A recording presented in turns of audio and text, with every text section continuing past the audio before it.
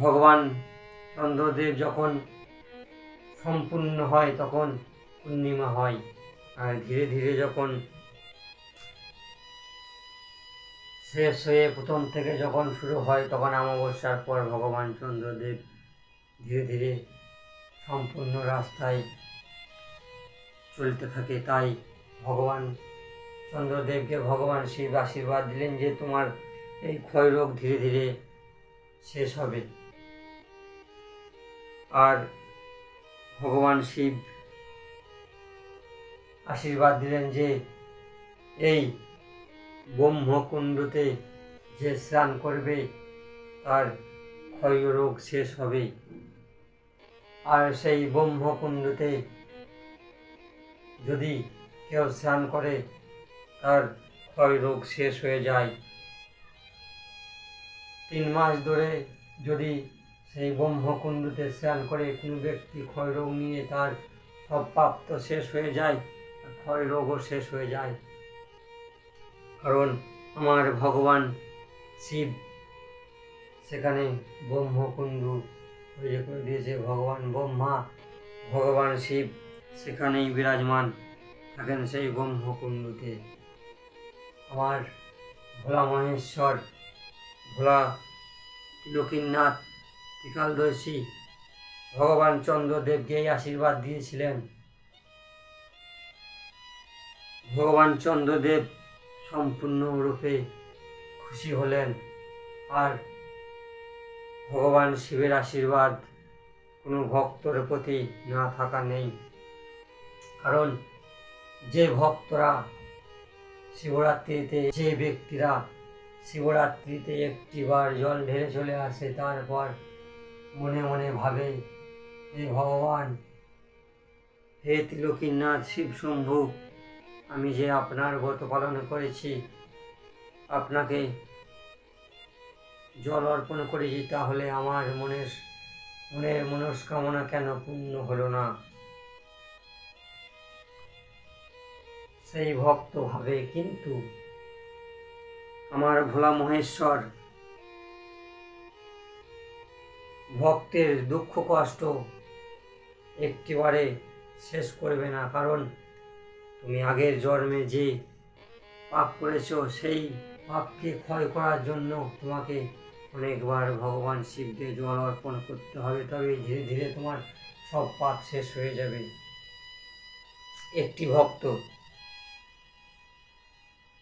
একটি মন্দিরে শিবরাত্রিতে জল ঢালতে গিয়েছিল, জল ঢেলেছিল, বাড়ি এসেছিল। তার একটি ছোট ভাই ছিল।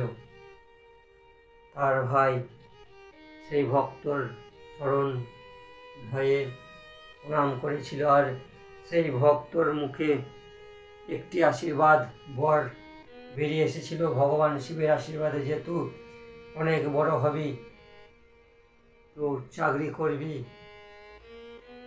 অনেক বড় হবি, অনেক শিক্ষায় উন্নতি করবি।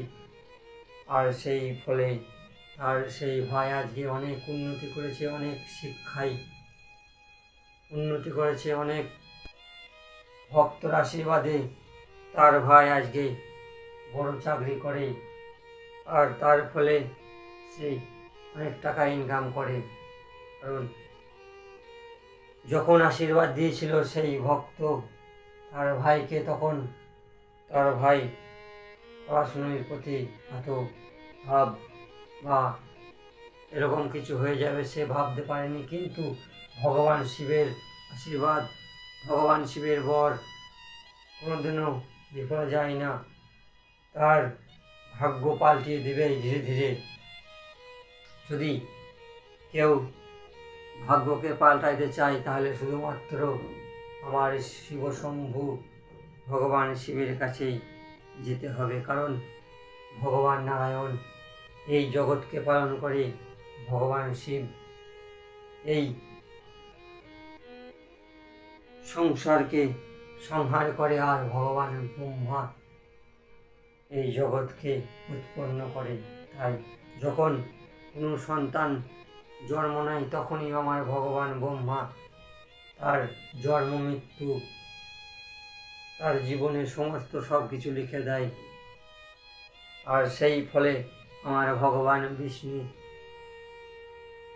তাকে ফল প্রাপ্ত করে। কিন্তু যা লেখা নেই সেটি আমার ভগবান শিব দিতে পারে, কারণ